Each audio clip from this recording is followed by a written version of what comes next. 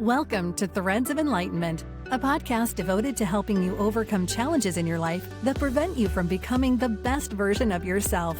Each episode features interviews with people from all walks of life about their journey of self-development and the principles they utilize to overcome their fears to achieve their desired outcome. Ready to be enlightened? Here's your host, Ken Primus. Threads of Enlightenment. As you know, guys, this is one of my favorite space right here. It's because I get a chance to bring to you some precious, precious stuff embodied into individual. But they are here to share a couple of things that I first think is very expensive. And I want to take time and honor them for coming and spending that precious stuff. Time. 24 hours is given to every single man and woman. How you respect her, honor her, love her, interact with her will tell me a lot about you, because if you understand her, oh, she becomes a beautiful ally. The other is the journey. The journey is a powerful creator. It created the individuals that are here before us today. And we want to welcome Alan and Angie to Threads of Enlightenment, because they are about to enrich us, change our perspective so that we can become brand new creatures here on this earth and live life to the fullest. Both of you guys, thank you so much for coming. Thank you so much. Yeah, thanks for having us, Ken.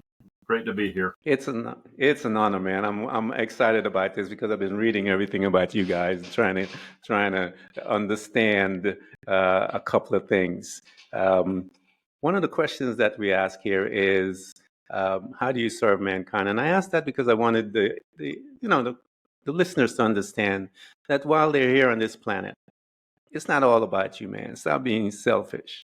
It's about others. We have to learn who we are, of course, but once we've learned who we are, we have to share some of that knowledge that we gain. And so my question to you both, and whoever wants to answer first, that's fine. How do you serve mankind? I see the boss is pointing to you, Alan. Oh, yeah. I do. That's right. We help men and women lose the pounds that really hold them back from living the extraordinary lives that they were born to live. And that is good stuff, because there is a society that has been programmed by, the marketers, if you will, because I was a part of that arena. And they start them young, man. And they tell us all kinds of wonderful stories, but we're here to unpack some of those lies that they have discussed with us. So one of our customs here is to jump into this time machine, guys. Mm-hmm. This time machine is called our memory. And we kind of explore. We want to go back into that location, the first location that we visit while we are here on this planet.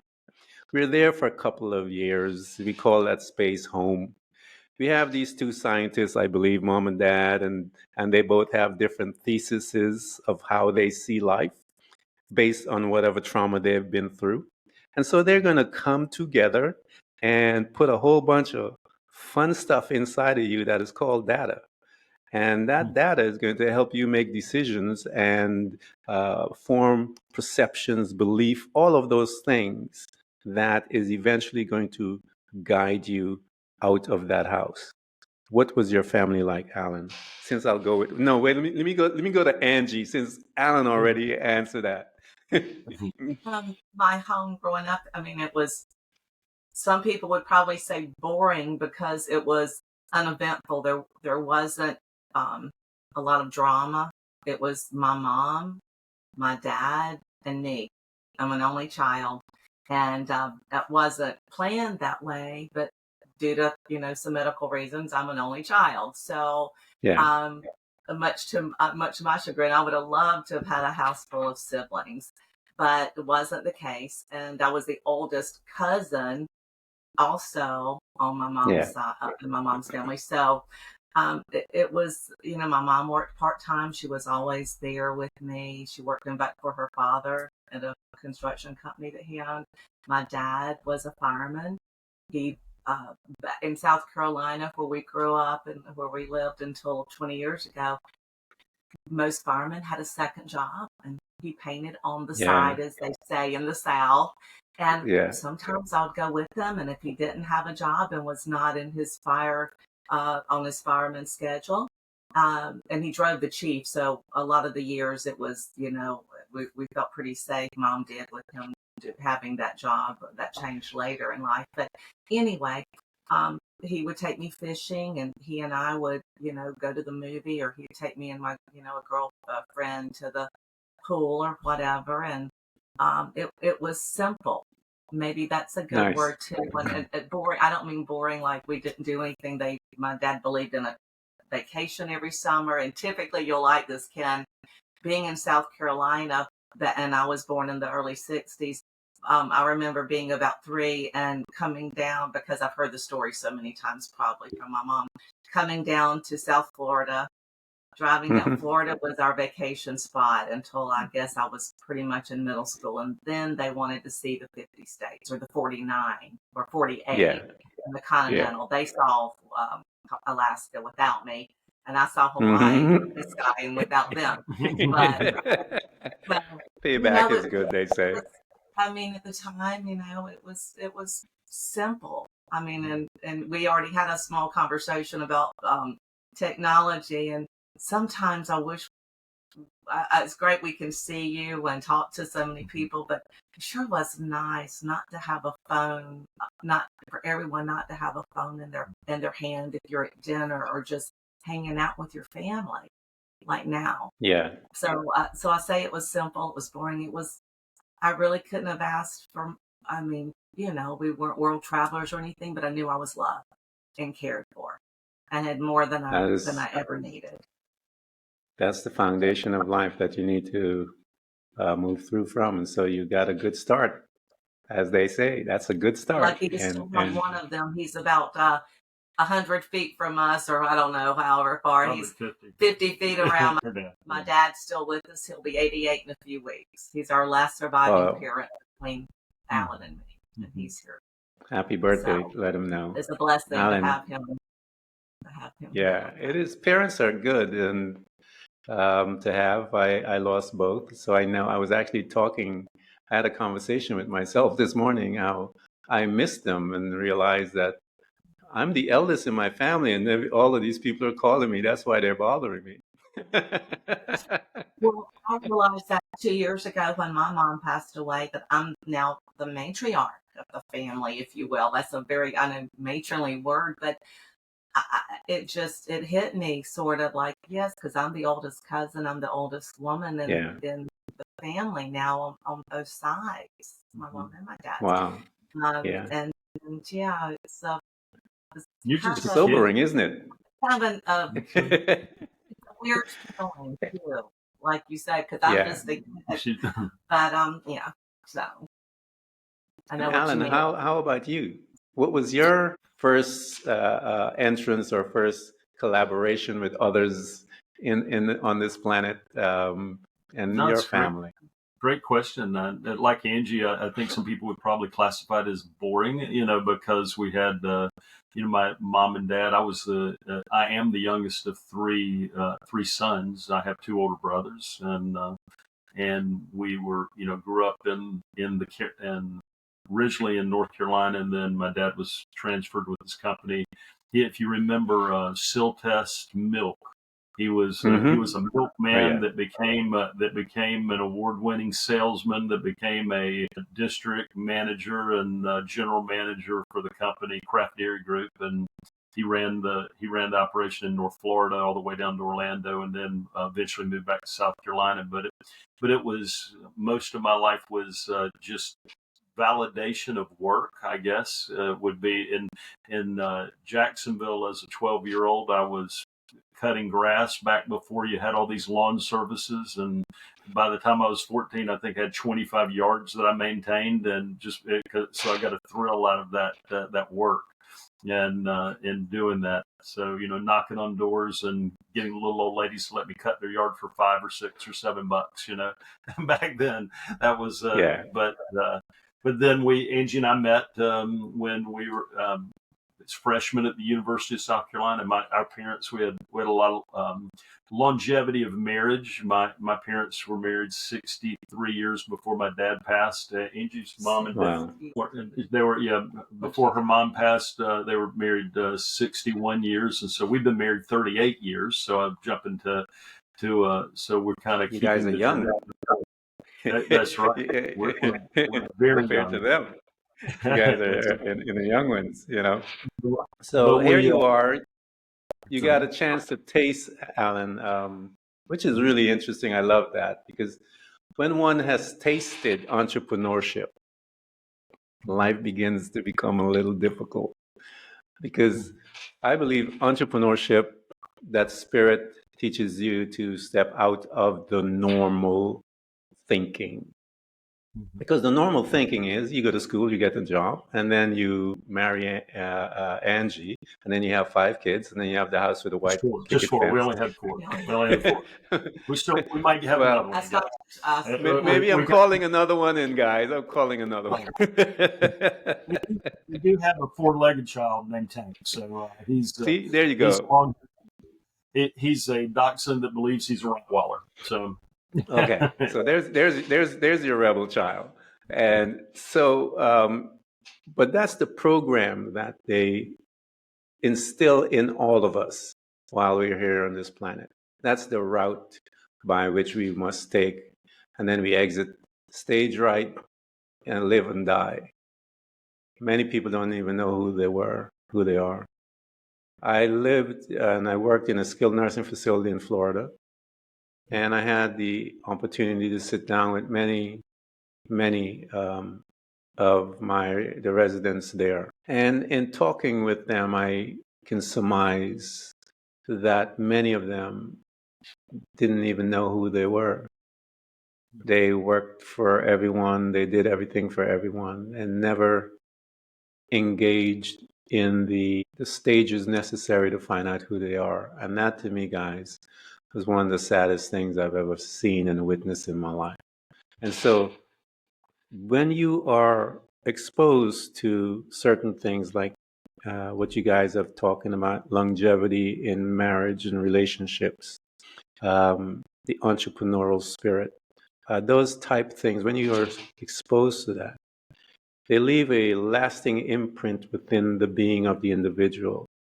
Now, Alan, when you were learning all of that as a young man, how did it make you feel to have the opportunity to work? Because that's instilled in us as we there, work at such a young age, to have your business.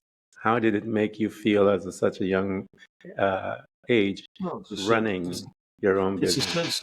It's a sense of power that when we realize that we control some of our own destiny at some level, and able to and able to create something. Whether it's for me it was mowing a yard, which is not very glamorous or anything, but I took a lot of pride in it, and I was very sought after because I was a kid and I was charging such reasonable rates. And back before you had 1,000 lawn services rolling through the neighborhood, wanting to from that, so it was empowering, and then it was interesting.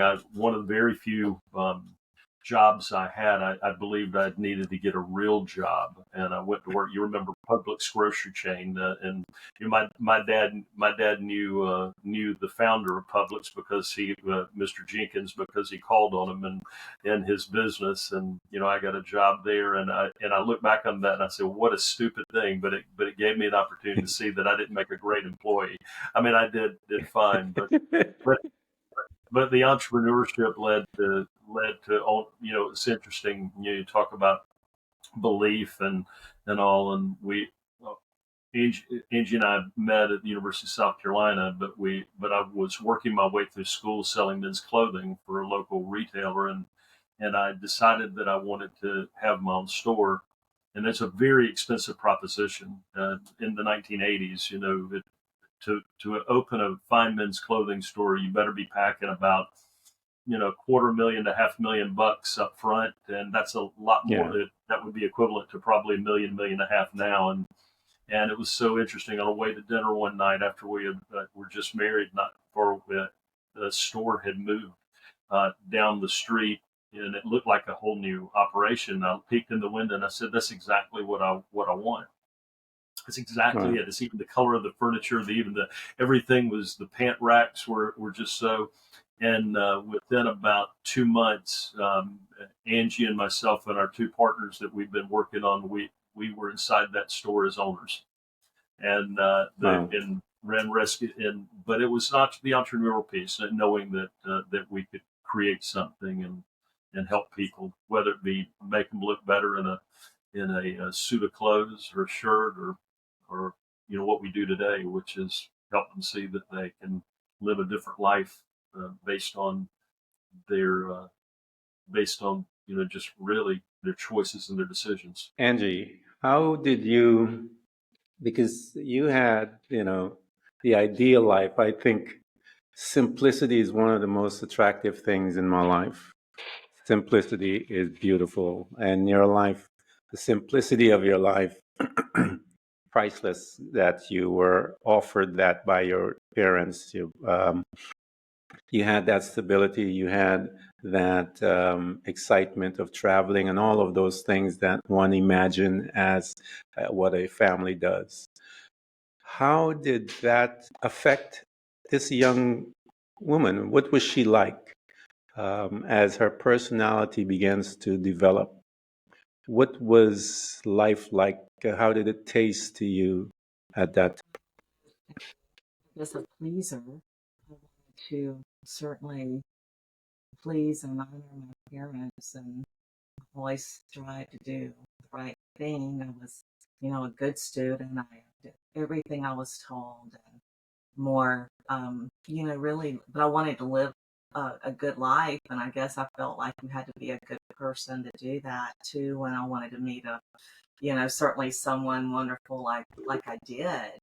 And Yeah. I'm very grateful that I was able to, it's very different now than it was then, but you still had to apply to college and do those things. And so honestly, I was just very grateful that I was at the University of South Carolina in that 8 a.m. English class to meet Alan. I mean, it was just, but growing up, I mean, like I said, being an only child and the oldest of cousins, all of them girls, by the way, until like 20 years later, and a grandson appeared from my grandparents. But we were all just very close. I mean, we were close knit. It wasn't drama. It was just very simple. I didn't have to worry about, a lot of things that I realized a lot of other people might have worried about then.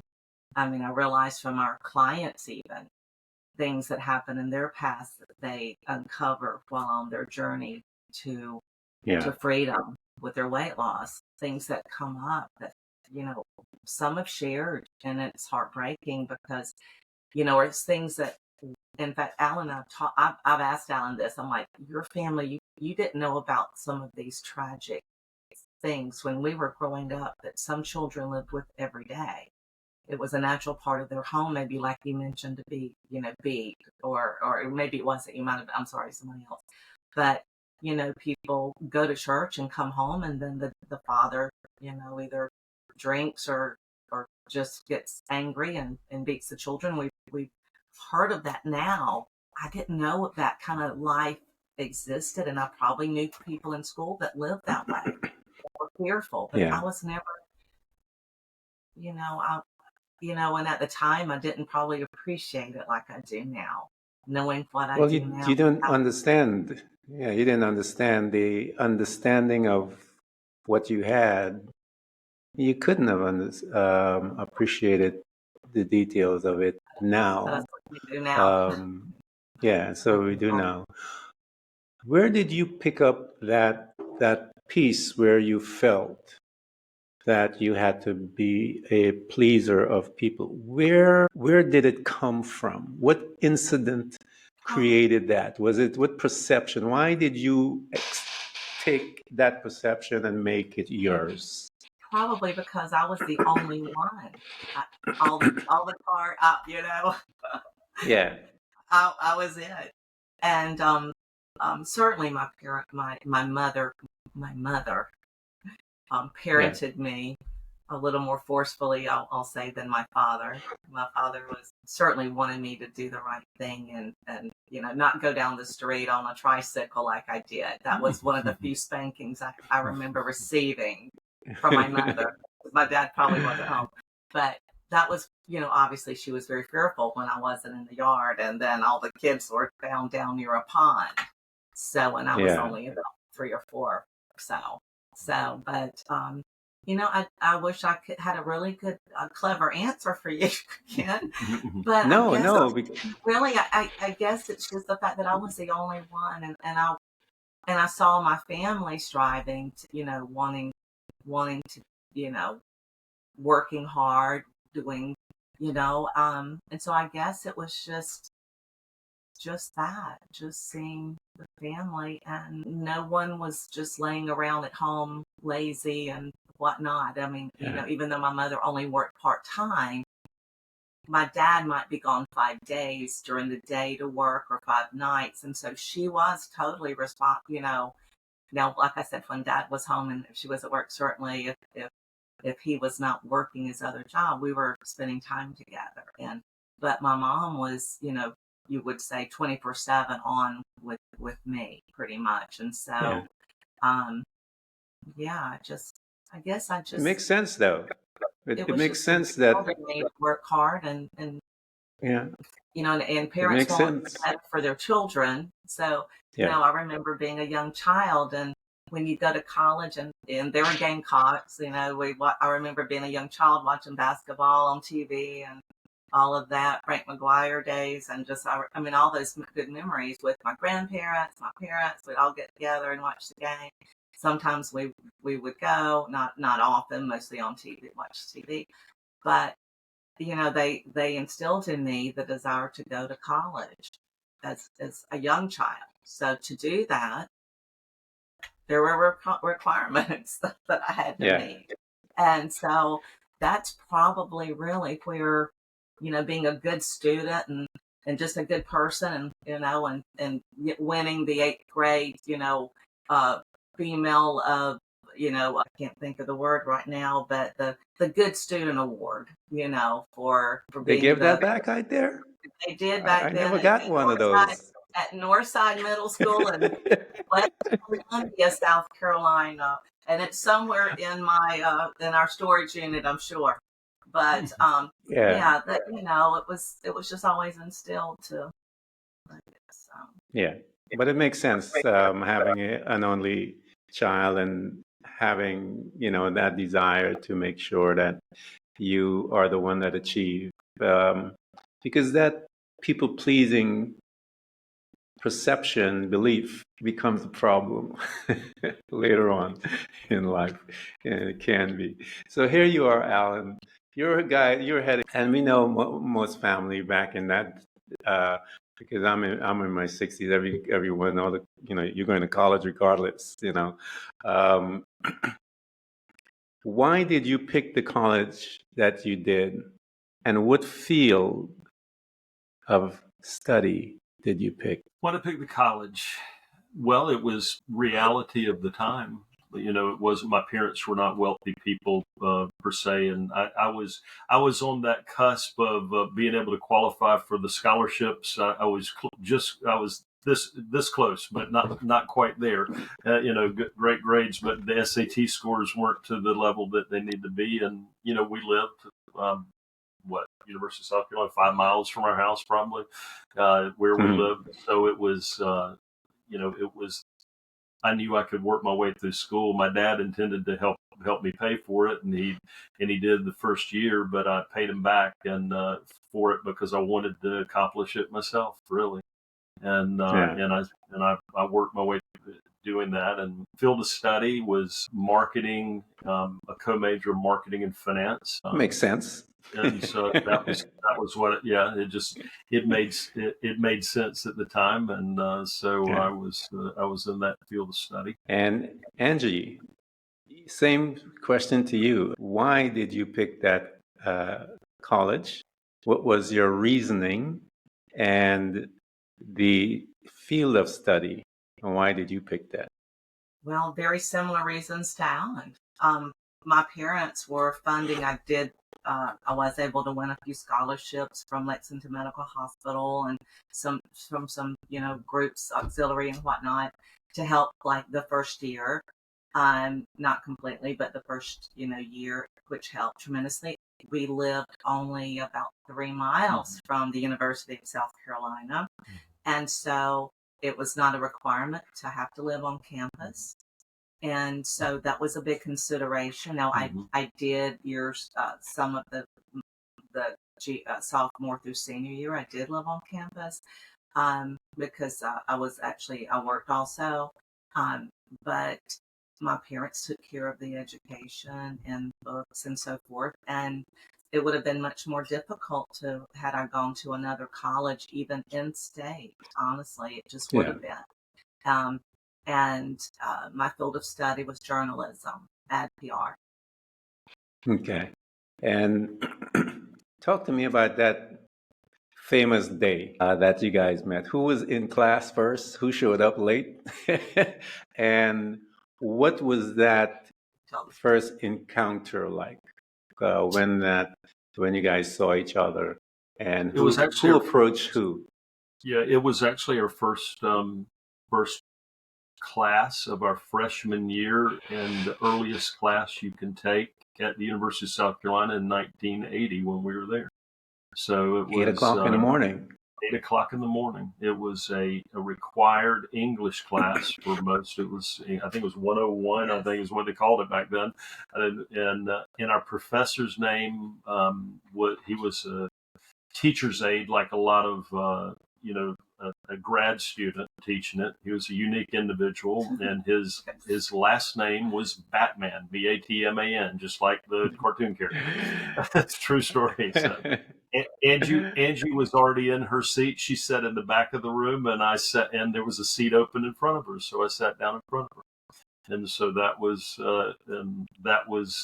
the first encounter. Excellent. And who said what? Who spoke to who first? I don't even remember. I remember about a month later that I asked her on the way to the library. We were as the class was going to the library, which was it was before the computers were. Computers were housed in big rooms and big floors of buildings. Yeah. You didn't carry them around with you like you do now. And and I asked her if she wanted to go to the homecoming game, and she said yes. So that was on the way to the what is the library's name? McKissick. No, that's the museum.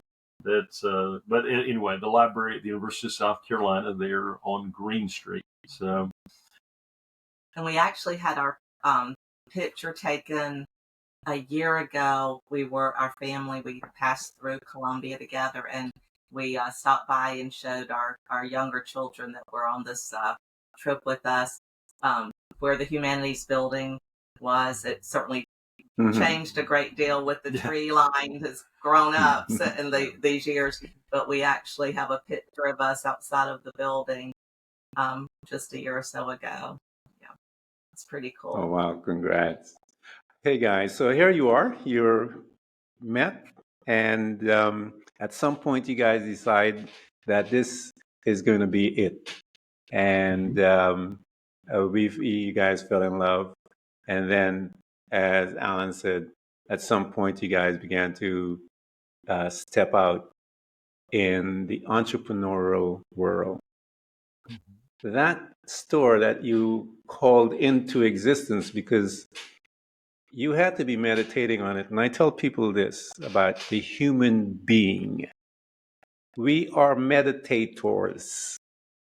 You are meditating all day long. You're thinking you got something going on in that little chamber of yours.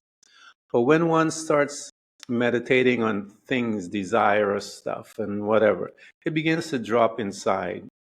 And at some point, we manifest those things because it is real to us. And when it's real to us, it becomes our truth and it manifests. Alan, you said you walked into that store and that was everything that you had inside of you. You were staring at it. Yeah, it was That actually guy wasn't. I, is I didn't magnificent. walk inside. It was actually after Yeah. 6 p.m. on a Saturday, and we were on the way to from our home that we lived in outside of Columbia, South Carolina, to a restaurant called AJ's that was in business back then. It was a nice, local restaurant near the downtown area. And we stopped. I said, "Oh, this is interesting. There's a men's clothes," and we've been attempting to strike out on our own to raise capital to open a men's store. I had two Hmm. partners who had actually both gone through bankruptcy in men's business, and I figured that would be a great duo to have because they would know what not to do. What to And do? uh, Yeah. and I and I was 11 years younger than one and 22 years younger than the other. But Angie and I went by that store. We stopped. It was about 4 or 5 blocks from AJ's, the restaurant, and we and looked and I said, just peered in the window. Nobody was in there, but I said everything in there was exactly as it was supposed to be, based on what we'd seen, and the we'd actually paid a local CPA and business planner to help us kind of formulate a business plan to open our own store. And when we couldn't raise adequate capital, we backed away from it and kept doing our thing in working for the other retailer. And about a month after we saw that, or 2 months, I don't recall the exact time, that individual called us and he says, "Hey, I've got a new client who's losing $500,000 a year in their men's business, and they might be interested um, in working something out for you guys to buy it in a very affordable way to do it." And so that was that store, and we took them from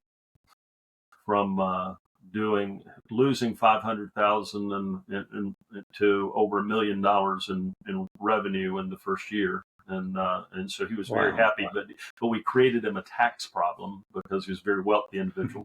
And so he was very anxious to sell it to us, and so we worked that out, and that was how that transpired. And we were kind of an anomaly in that market. We were a high end Italian menswear in the late 80s and 90s and early 2000s in Columbia, South Carolina, which is not exactly a mecca of Italian fashion by any means, but we decided to go countercultural, and it worked. It worked very. Yeah, that's impressive that you were able to do that there versus a bigger city, places where people are more into that. But I think it's also gives that individual bragging rights, if you will,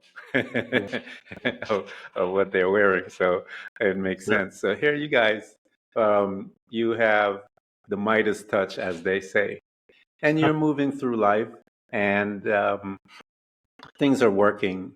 And at what point, because things have to happen in order for you to become comfortable, if you will, where you're not paying attention to your body, stress, you are in moving from one stressful situation to another, and all of these different things, you get lax, you get tired, and you start neglecting the truth of yourself. When did you guys started to do that? What was your life like at that Well, time?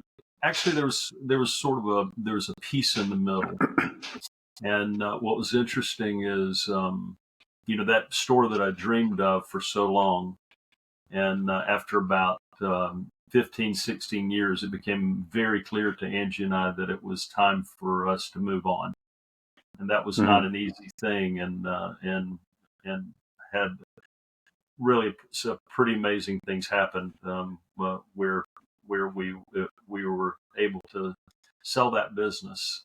And where that came from was, I a mentor of ours for over 20 years. He actually just passed away from pancreatic cancer in January.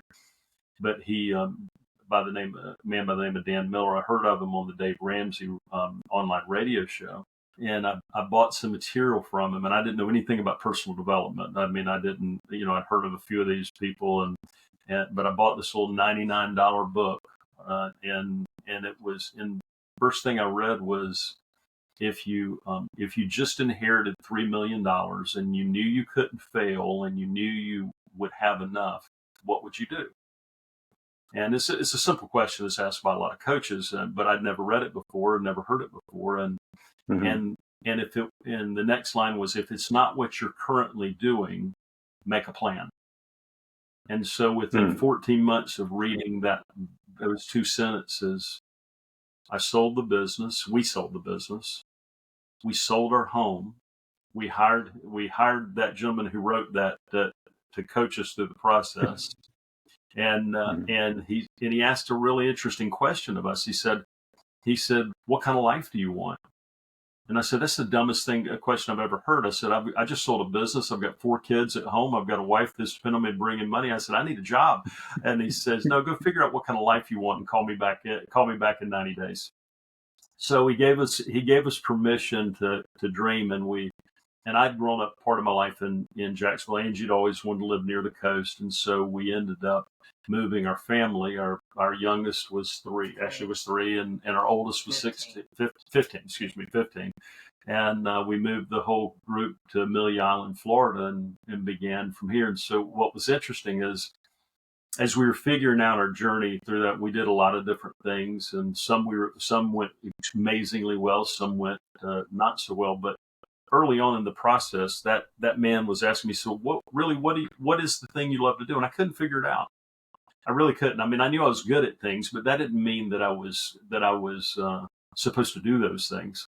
Just because you're good at something doesn't. I could sell, I could work for other people, I could start on business, but it was interesting. I heard a gentleman who in a series I was going through at a local church. It was called Man in the Mirror, and I basically asked the same question that I'd read of Dan Miller's years before.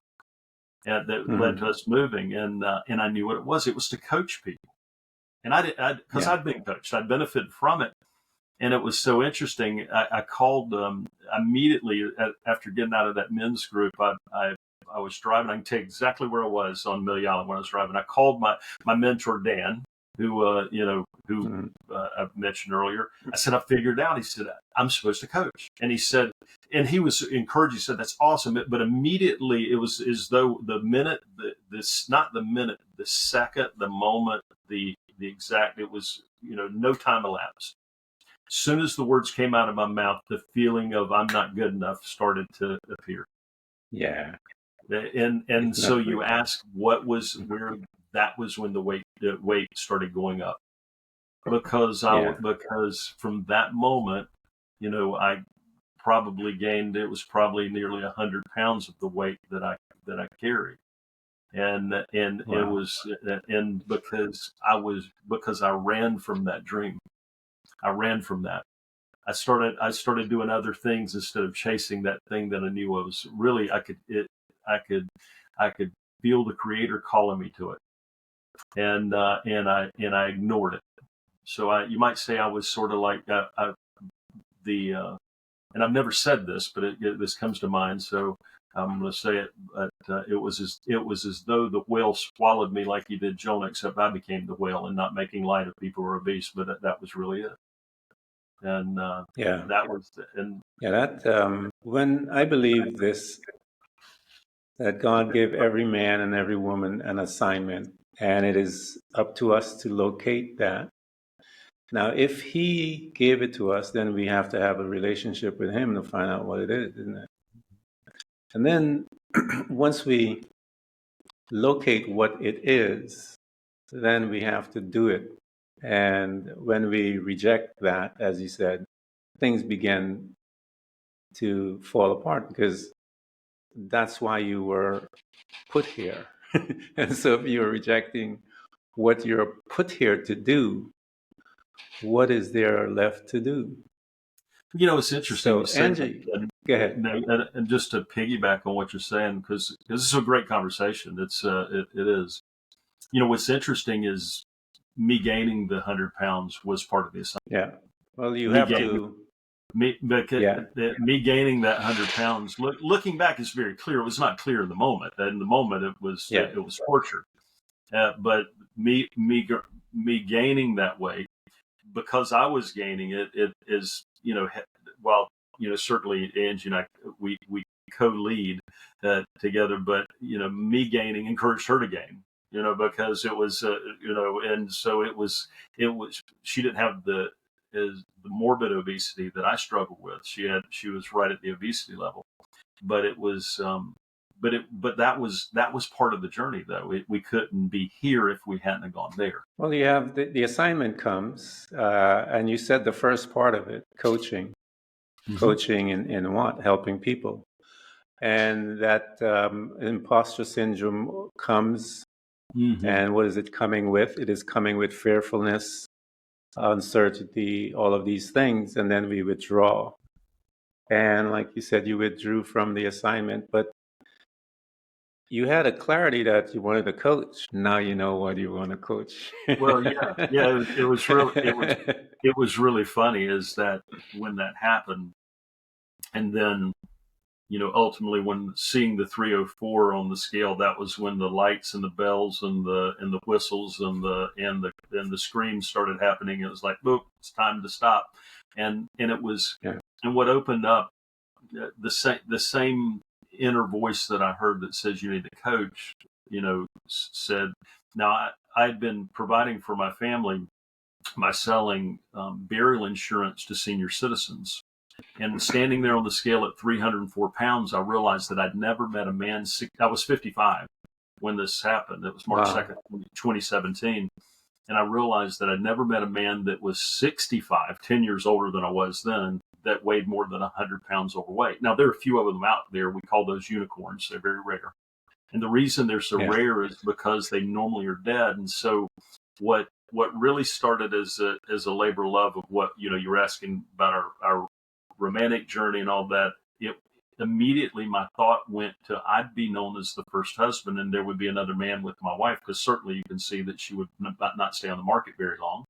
And so even though she's not shopping around, to my knowledge, for another partners, but at the end of the day, the shame and the not just shame, but just the lack of use of potential that would happen because I couldn't put the fork down. And so from that day, it was interesting. The obesity was really a 35-year journey. It was the last 15 years were the most severe, but it was a 35-year journey, and then it was 260 days out of it. Okay. And then but it was never the diet. And this is what people get confused so often. We're all for healthy eating, we're all for healthy exercise, all those things, but that's never been the problem with me or any of our clients or Angie's clients or her either. It was the decision. But what's interesting, and I don't mean to drag this out, but you asked the question, so now I've got to get the thoughts are coming through. So began with, I need to coach, and then I was searching around. And I couldn't find the target, the bullseye of what to coach. I mean, I could coach on business, and we did some of that, in a side manner with our, while I was doing insurance. But then that same mentor who asked that original question in his writing, he said to me, man, you are a weight loss coach. And I said, and I said to myself, I didn't say that to him out loud. I was respectful, but I said, that's the dumbest thing I've ever heard. I don't want to tell people what to eat. That's because that's not anybody's problem. I knew I'd been there. And you see, that's why I know it was part of the journey, that was me ignoring it. Me getting swallowed up by my own well had to happen.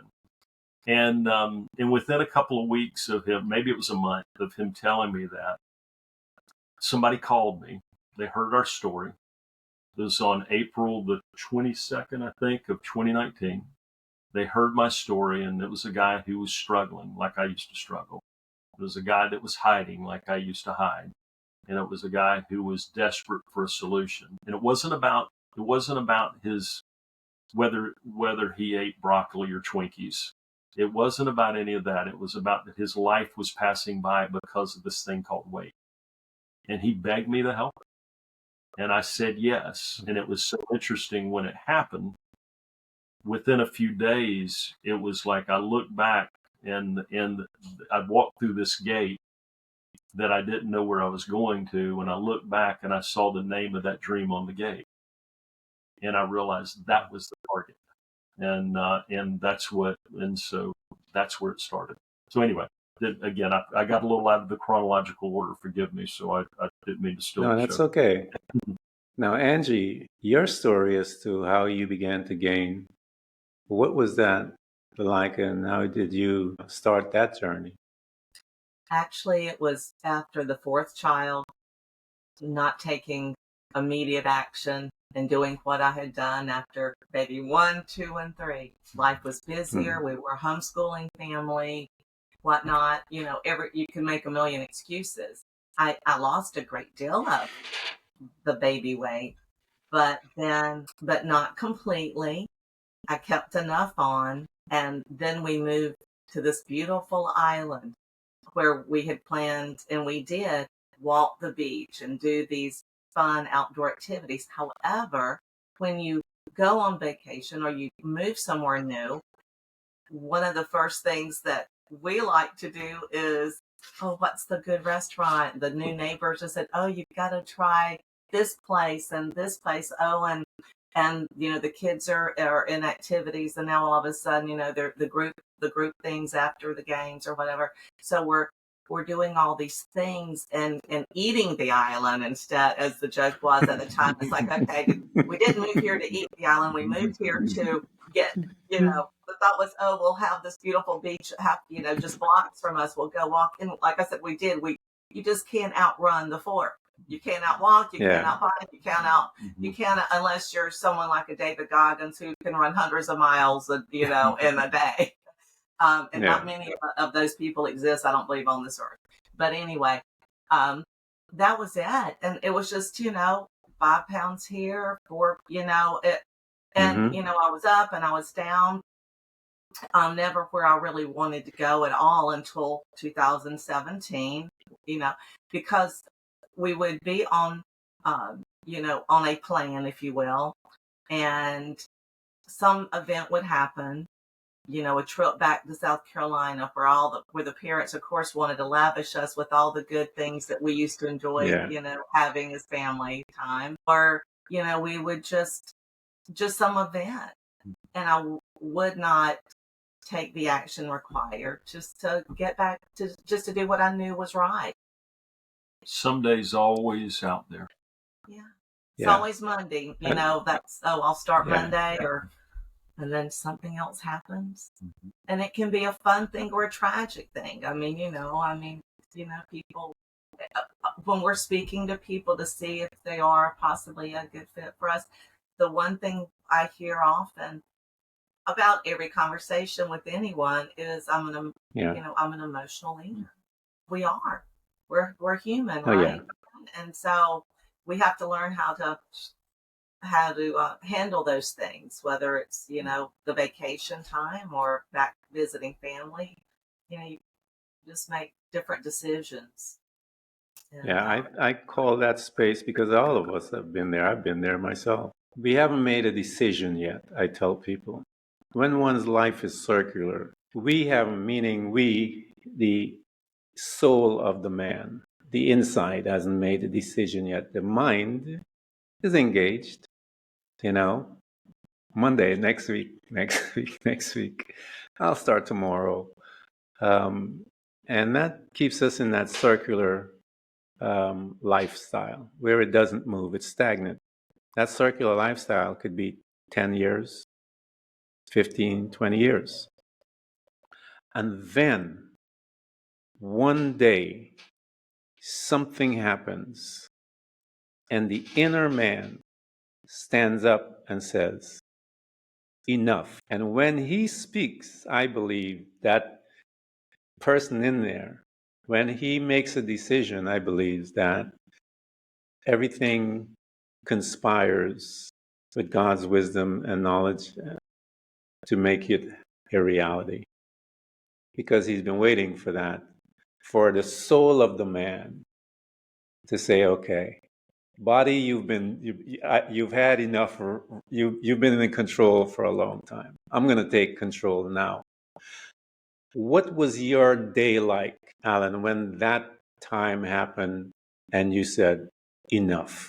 And then Angie, the same question. What was it that Well, brought you to that space that said enough? it's really a couple of days in that time, and within a few weeks, it was initially the shock of seeing a 3 at the beginning of the scale number. Seeing 304 pounds, and me knowing what I knew.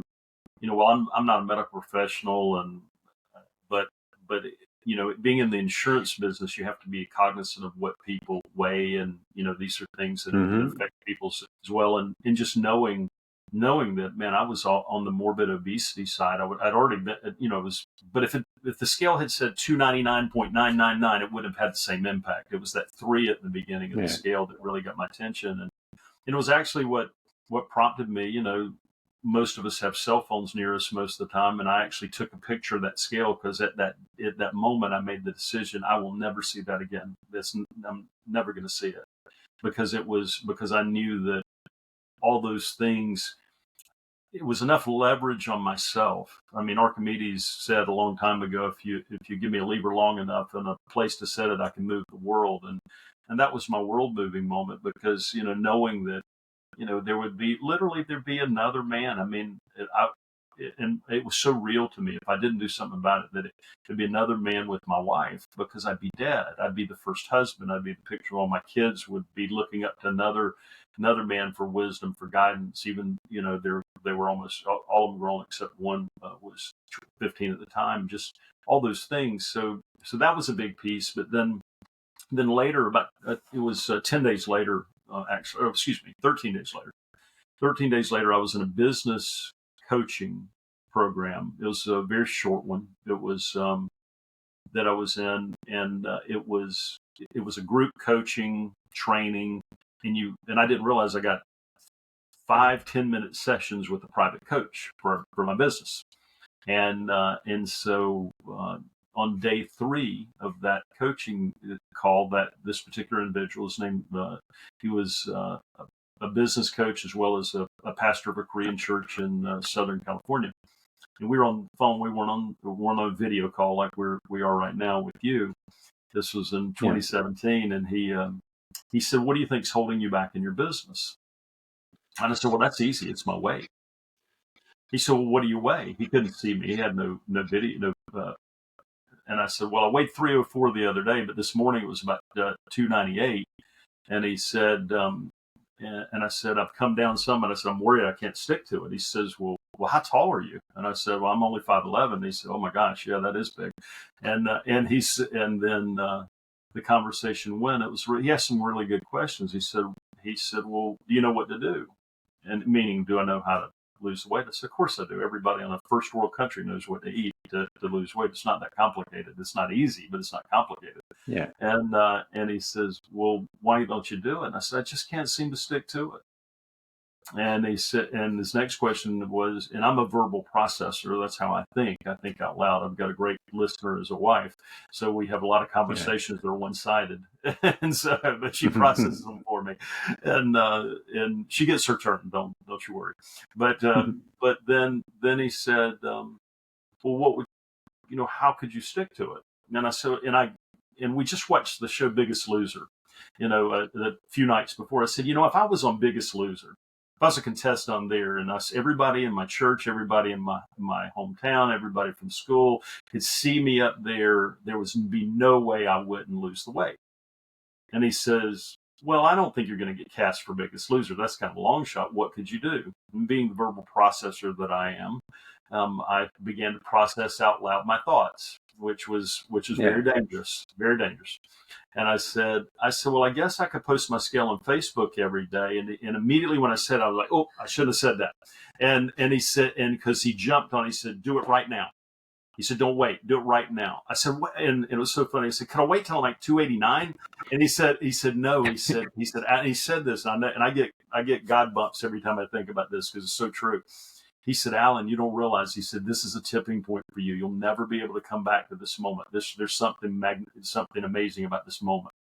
Do it right now. So I posted online that I would be releasing 129 pounds in 260 days. Actually, I predicted 265 days. I hit it early. And that people were welcome to watch me because there was no way I wasn't going to hit it.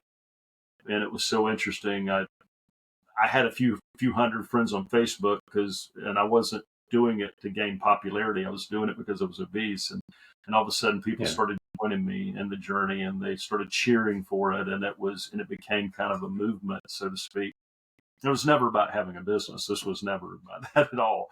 It was, but that became a reality. That was March 15th. Congratulations. Well, it should have never been 304 to begin with.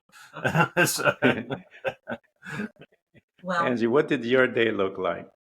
my day looked like, first of all, it was quite a surprise when Alan was on this call, and then a few minutes later, I noticed a Facebook post. And like you said, we weren't very active on Facebook. We had it for all the reasons, but we weren't very active. And then here he is posting a picture of the scale and this commitment. And I'm like, oh my gosh, I honestly was freaking out inside. Because one, like you said, we've been together for quite a while, and big decisions we have always discussed. And while this may not seem to sound like a big decision, it really was a big decision in my eyes to post your weight. One of the biggest. Because of actually, I wasn't worried about me being embarrassed or whatnot. I was more concerned about our children and the parents of their friends, whatnot. That's what was going through my mind. And also, guess who I felt like would probably be posting their scales also, because I knew I had a lot of pounds to release. Okay. So that fear, oh my gosh, being a woman and posting your scales. I mean, it was, I can't imagine how scary it was for Alan, but he even admitted and wrote one of the day or two after when I posted mine to join this journey with him, how brave I was, because I mean, he even recognized it may be a little different for women to post their scale for the whole world. Yeah. Because like you said, it's the people that I knew in high school that knew me at 118 pounds. And here I was posting 188 pounds. And while I'm 5'7", that's not a good weight. That's not a good look. Yeah. And it wasn't me. But I had been denying the truth for several years, because we're healthy even at 304. Alan, thank God, did not have any. He did use the CPAP, so he wasn't perfectly healthy. He had but no medications, if you will. I myself did not, but I could have had a heart attack any day and dropped dead, because I was. You can be 30 pounds overweight, but overweight. And being healthy and morbidly obese is an oxymoron. So I know. And we tend to, no, I wasn't calling you out on it, but a lot of people believe that. It's like, I'm healthy except I weigh 100 pounds too much. Well, that's not being healthy. Yeah. So that's an oxymoron. Yeah. But I was appalled, I guess, when I saw that. But I knew that, that I would be posting. But like I was, like I debated for a second, I had not weighed at a doctor's. What I was really saying is we weren't in the doctor's office every 3 months or 6 months, like a lot of folks. And when I was, for the rare time, they would say, get on the scales, check, weight check. No, I'm sorry. I'm not, I just refused. Almost had some, physical encounters, I'm teasing, with the nurses. I would just say, I'll talk to the doctor about it.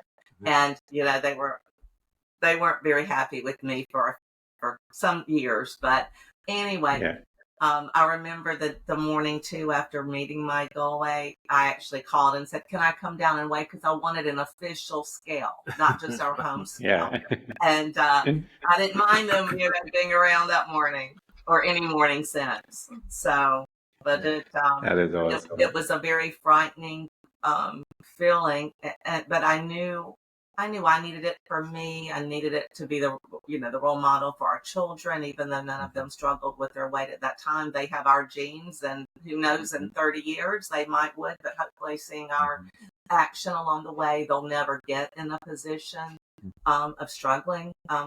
But I knew that I wasn't going to be referred to as Alan's wife. She's so sweet and cute, but She's got a pretty face. yeah, you hear Pretty that. face. Yeah, she does. You know what that means? That means why don't we do something? And here's the thing: it's the weight was never. I mean, and by the way, for people listening and they wonder if our clients, we don't have our clients do that. The social media has changed very much since then. That was something we don't ask any of our clients to do, but the posting scale on Facebook is a little bit crazy in today's world, but it's so interesting. It's like we were in denial about something that was blatantly obvious. Okay. We were living right smack dab by the river denial. And so we were in, there was no way to hide it. I mean, I was morbidly obese. Angie was, right there at obesity. And at the end of the day, it wasn't about, whether we ate the broccoli or whether we ate a donut or whatever. It was about that we weren't living the life that we knew was available to us. That was the big piece. That was the biggest piece. It was that we were out of alignment. It's like it's like trying to make a vehicle go quickly that has a tire that's out of alignment. It works, but eventually you're going to have some serious problems. And I'm not just talking about gotta take it in. I'm sorry, I didn't understand. No, I said you have to take that car in at some point. Yeah. If you're doing all of that crazy stuff, it's not going to work. And we always think it's the diet. It's that, and we're looking for, because I spent 35 years searching for a shortcut. I spent 35 years searching for the shortcut, and the shortcut was the direct approach. And Angie spent years searching for a shortcut. We always, because we want to be able to eat as much as we want, whenever we want, and whatever we want. We all want that. It's and for a lot of people, especially in spiritual circles, obesity is the one thing that's not talked about as being a real problem. Yeah. If somebody has a drinking problem, or they have a drug problem, or they have those are not tolerated. But obesity, that's okay. Pass the fried chicken. Yep, that's the church. The quickest way, I know the quickest way, guys, to lose weight. I got a system. Yeah. It's called becoming a disciple. You have to become disciplined. And that is the quickest way. Yeah. Well, we're to all lose weight. No, and you're spot on, Ken. I mean, we're all disciplined about something.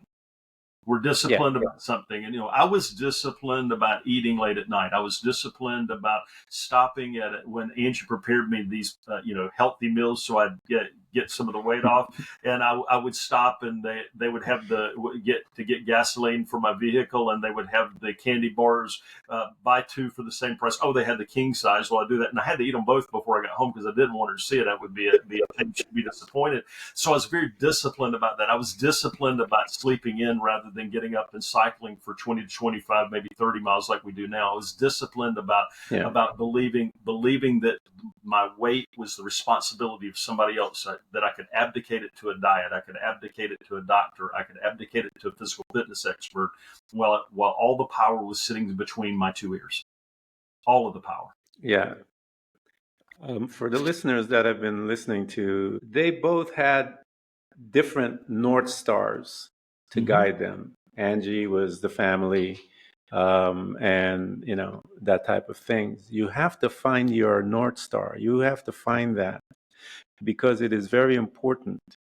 There will come days that you are going to want to fall and give up, and then you will look at your North Star, and it will begin to encourage you to keep moving. You heard that Alan, he he didn't want to be, first husband and have someone else with his wife. And so that was a motivating his North Star to move him through from one space to the other. And so it is important that you find that, because I'm telling you, you will want to give up many times, because now this is a lifestyle. It's no longer a diet. A diet is not a lifestyle, guys. A diet No, has a time limit. sure. You do it for 2 weeks, 2 weeks, you get off, you get up. A lifestyle change is exactly what it is, a lifestyle change. And that means it'll take you the rest of your life. Well, And you have to approach it as something that you're living. It's not like don't try to accomplish everything in 30 days. It's just don't do it. 100%, Ken, and to piggyback on that, what you're saying, I mean, it's it's for so many people that we talk to. We've talked to thousands, tens of thousands now. I don't know how many that struggle with obesity, and so many people want to see it. I love what Martin Luther King said years ago. All I have to see is the first stair. I don't have to see the whole staircase. Give me enough light for the first step. Give me enough light. And so what people do, and I did this for years, and Angie did it too. We wanted to see the whole staircase. We wanted to see exactly how this is going to play out. What am I going to have to give up? How's it going to work? And get me all the way to that. And how can it be a lifestyle from that? You develop the lifestyle by doing. You develop the life. And it's like I ask people all the time. I say, if the creator of the universe walked into your home with the version of yourself that you were created to be at your present age, what does that version weigh? And they always know it. They don't have to consult a chart or a doctor. They always know it.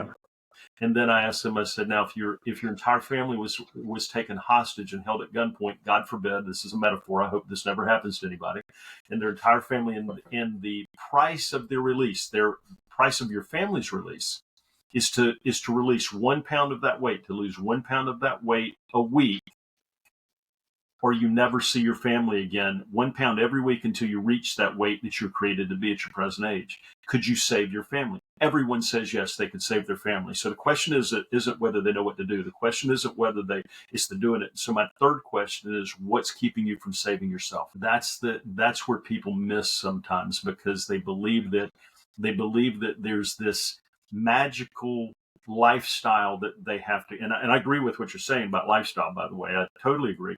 But lifestyle is found on the journey. Lifestyle is found with intention. It's like you said, being a disciple. It's amazing how, like, we have clients reach out to us because we always want to know who else lost weight because of them, because they lost their weight, because it's amazing. They create this lifestyle around them that causes, like, one of our clients reached out recently. Their wife lost 120 pounds. We never met her. Had nothing to do with us. We didn't give any advice to her, but the husband lost right at 200 pounds. But I say this, to disciple means to be disciplined, but it also means to lead. It means to lead and to take steps forward and to be that example. And so we're wondering why did Angie lose weight? Well, maybe it was because I did, maybe not. Maybe it was, maybe spiritually she was waiting on me, not cognitively, but was waiting on me to lead. And she's like, you want me to lead this dance, or you want me to, right? And kind of thing. So anyway, and that's true. And let me interject. The children were one of the main reasons, but obviously I wanted to be the wife that Alan had married, because he did not marry 188-pound Angie. That was, he did not. And he still loved me. Oh, yeah. And all of that. I knew I wasn't the wife that I needed to be. And that was probably more important, actually, than the children, because we have dreams and hopes. And, when we said I do, we had a long vision ahead, not a short marriage because of death, or it was years and years and years. Well, in something Angie said, so true. I mean, and this was a hiding place for me. I knew my wife loved me even though I was 300 pounds. I knew she loved me. But here's what's interesting too: she had no trouble loving me at my ideal weight either. And so a lot of people we talk to hide in that. Well, my husband or my wife loves me at my present age, and they should. I'm sure they do. they'll still love you at your ideal weight. They tolerate the weight typically. Hey guys, all you guys that are listening, this topic is a very serious topic in a sense because their health can be affected. Angie and Alan were lucky that they weren't affected health-wise in the sense of heart disease and all the other things that additional weight can bring, your joints being, all of your body, your frame, everything being taxed. The heart is being taxed, the lungs, every part of your inner body and outer body is being taxed because of that. I have a couple of people, guys, all of you that are listening there and struggling with diets. I have a couple of people that can bring some additional knowledge, insight, some stuff that will help you change that perspective that you have. Alan mentioned about places to hide. Oh, my wife loves me. Those places to hide, they're familiar with it. They can locate you from the questions. We heard Alan and Angie talked about those questions. And I tell people all the time, guys, Jesus asked people questions to locate them. There's this man at the pool of Bethesda. There's crippled, and hundreds of people are there waiting for this angel to touch the water. Jesus comes on the scene. He sees this crippled man. He inquires about him. They told him he's been there 38 years and stuff like that. Jesus looks at him. Now you have a pool of hundreds of people, but Jesus looks at this one man, and he have a conversation with that one man. And he says to him, "Do you want to be healed?" What a question. I remember reading that going, are you out of your mind, Lord Jesus? What do you. But what he did was trying to locate him. The question was a serious question. Do you want to get healed? Did you become comfortable enough where you're hiding in your crippledness? Were you comfortable enough hiding, saying that, I'll never get there, so I'm just going to hang out here? But Jesus noticed something in him. He says, no, he says, while I am trying to get there, someone else jumps in before me. Jesus located him, saw that this man wanted his healing. He just couldn't crawl there fast enough. And Jesus looked at him and says, rise, pick up your bed, and walk. But first, Jesus had to locate him. Did he want to do, or was he satisfied where he was? And when the man answered and Jesus saw that he was not, he wanted his healing, he reached down. But Jesus did not pull the man up. He reaches down and he says, you rise. The responsibility is still on you. But you'll get it. But you have to want it, and you have to want it so bad that you are crippled for 38 years, and you're going to stand up on those crippled feet and walk. Alan and Angie know how to locate you. They know how to locate you. Why? Because they are very familiar of all those hiding places. They're very familiar with all of those excuses that we make. They're very familiar. They are coming from two different points of view. You have a male and a female. What a powerful combination to bring on as your team members. Two different perspectives looking at your situation will make you free. They will provide the guidance to get you out. I'm telling you guys, when you have a woman and a man committed like that, pursuing a single vision, the wisdom that God will give them, and God will even help them to identify some of those places that you're hiding in. I want to bring to you guys, all the listeners that are struggling with your way, the answer to help you embodied in these two people that have walked the walk. They've helped, you heard Alan talked about thousands of people.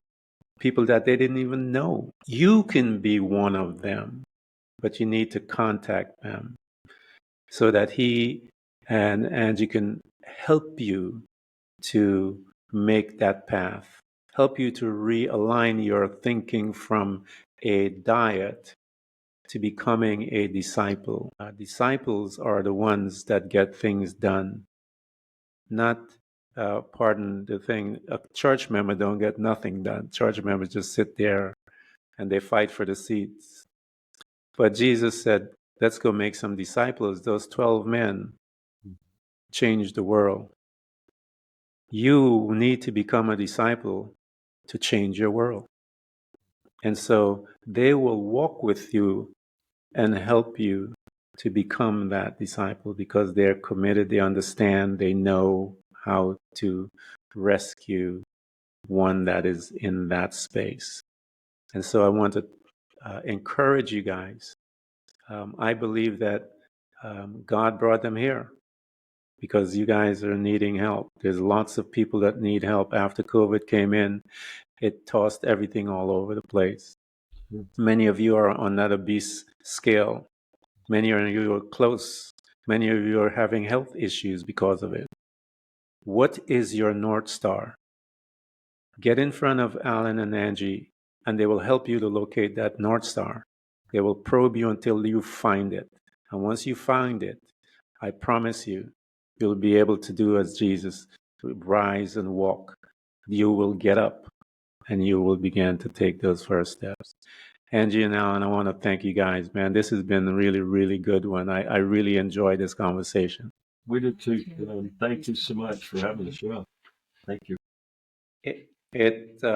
Yeah, I believe, as they say, you guys are here for such a time as this. I believe that's someone or a couple of people may have demanded you guys here, and I'm glad that you came. Thank you so much, John. We are too. And just to be clear for people listening, I want them to imagine 92,000 people every day becoming obese worldwide. That's every day. Every day. That's the growth rate. That's after the one person out of every 7 seconds dies from an obesity-related illness. Imagine what it would be like for the church, the Christ followers, the people the Christ followers, to escape obesity. Would that mark something in the world that was different?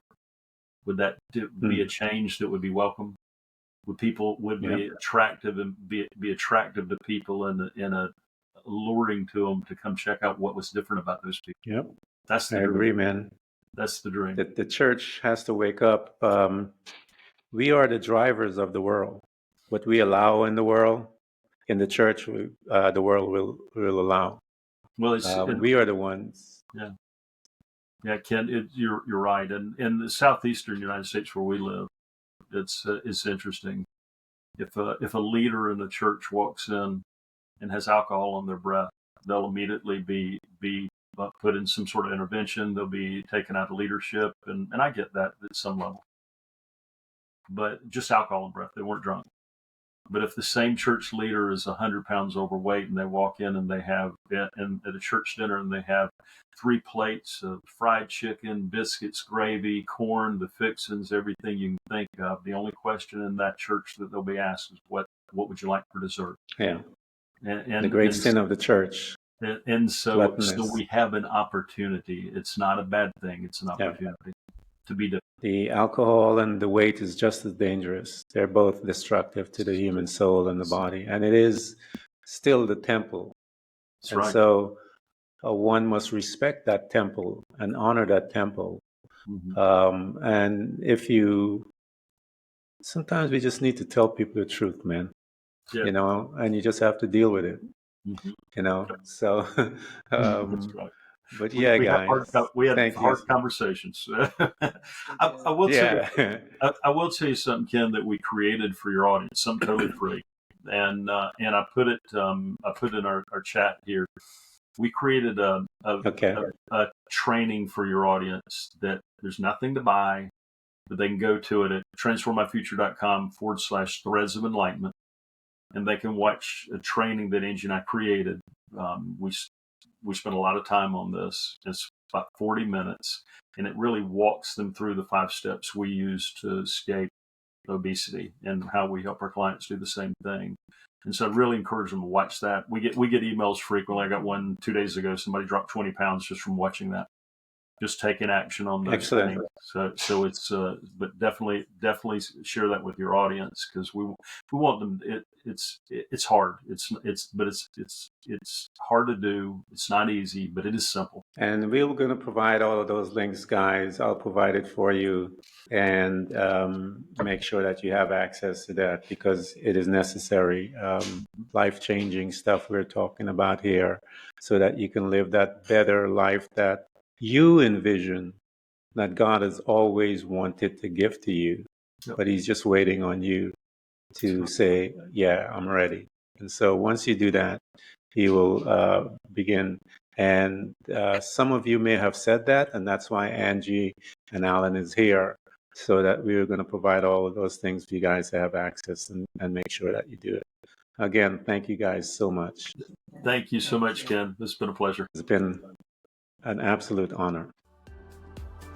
Thanks for tuning in to Threads of Enlightenment with Ken Primus. Hopefully you're now feeling more empowered to overcome the challenges in your life, whatever they may be. Share that inspiration with others by telling them about this podcast, rating it, and of course, remember to subscribe so you don't miss a single episode. For more connection, you can find us on Facebook and Instagram by searching for Threads of Enlightenment. Until next time, stay enlightened.